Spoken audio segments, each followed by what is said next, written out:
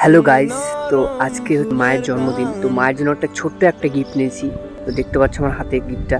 তো এটা একটা চেন আছে গলার। তো মা বাইরে আছে, তো চলো মাকে দিব আর মায়ের রিয়াকশনটা দেখবো, মায়ের রিয়াকশনটা কেমন হয়। চলো।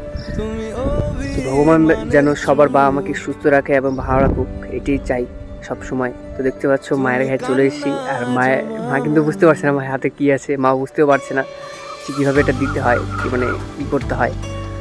তো দেখতে পাচ্ছ মাকে চেনটা দিলাম। মা কিন্তু একটু খুশি হয়েছে মন থেকে, কিন্তু বলতে পারছে না।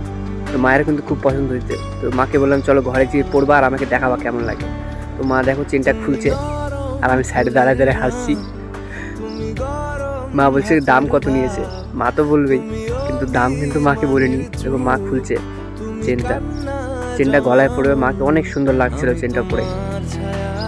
এরকম মায়ের ছোট ছোট শখগুলো পূরণ করবো। তোমরা পাশে থেকো সবাই। দেখতে পাচ্ছ মাকে কেমন লাগছে। সবাই ভালো থেকো, সুস্থ থেকো, টাটা।